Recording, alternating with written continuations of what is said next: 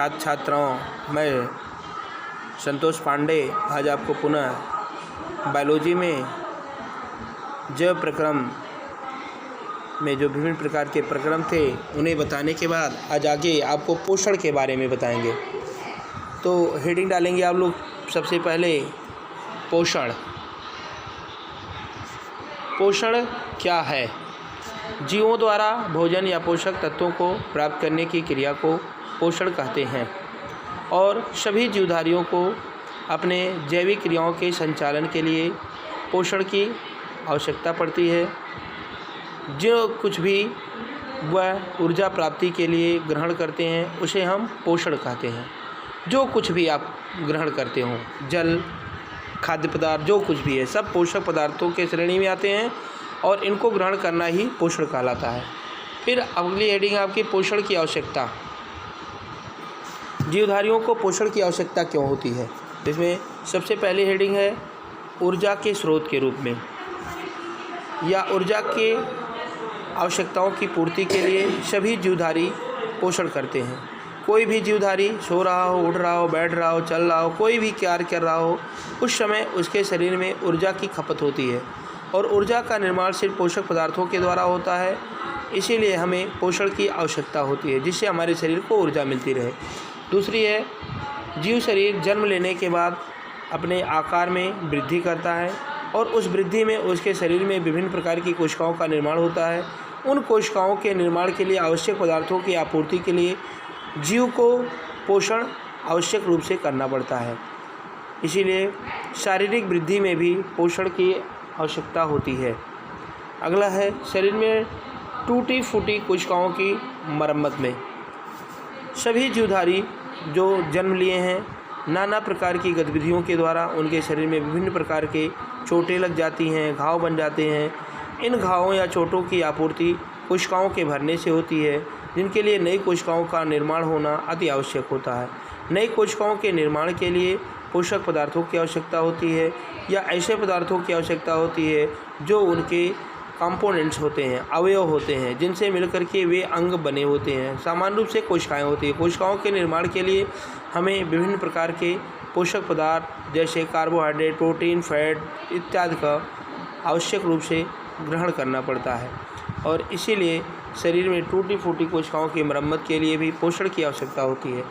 अगली हेडिंग है बेटा रोगों से प्रतिरक्षा में। सभी जीवधारी निम्न विभिन्न प्रकार के पदार्थों से ग्रसित होते रहते हैं जिससे उनके शरीर में विभिन्न प्रकार के रोग जन्म लेते हैं। उन रोगों से बचने के लिए विभिन्न प्रकार के ऐसे पदार्थ जो रोगों से बचाने में हमारी सहायता करें उन्हें लेना पड़ता है। ऐसे पदार्थों को ग्रहण करना भी पोषण कहलाता है। अर्थात पोषण की आवश्यकता हमारे शरीर में रोगों से प्रतिरक्षा के लिए भी है। अगली हेडिंग है बेटा पोषण के प्रकार। इस पृथ्वी पे जो जीवधारी हैं सामान्य रूप से दो प्रकार के जीवधारी होते हैं। कुछ वनस्पति की श्रेणी में आते हैं, कुछ जंतुओं की श्रेणी में आते हैं। जो वनस्पति की श्रेणी में आते हैं ये भी दो श्रेणी में होते हैं। कुछ अपने भोजन का निर्माण स्वयं कर लेते हैं और कुछ अपने भोजन का स्वयं निर्माण नहीं कर पाते। जो अपने भोजन का स्वयं निर्माण कर लेते हैं वो स्वापोषी जीव कहलाते हैं और जो अपने भोजन का निर्माण स्वयं नहीं कर पाते वो विषमपोषी या परपोषी जीव कहलाते हैं। तो सबसे पहले हेडिंग है बेटा स्वापोषी पोषण या स्वपोषण। स्वपोषण क्या है? तो सबसे पहले हम ध्यान देंगे स्वापोषी पोषण अर्थात पोषण की वह विधि जिसमें जीवधारी अपने भोज्य पदार्थों का स्वयं निर्माण कर लेता है, वह क्या कहलाता है? पोषण।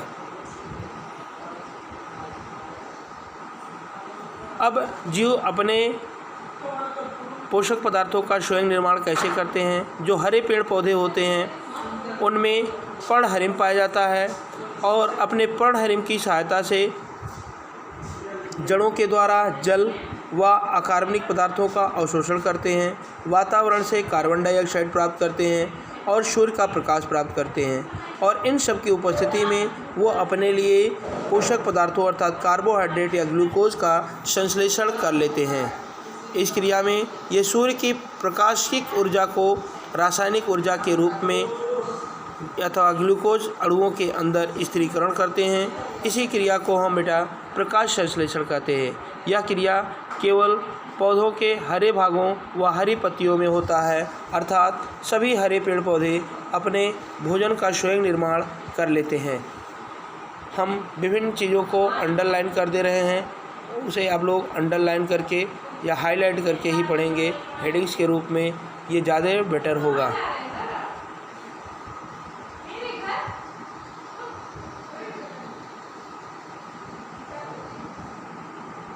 आज के लिए इतना ही, धन्यवाद।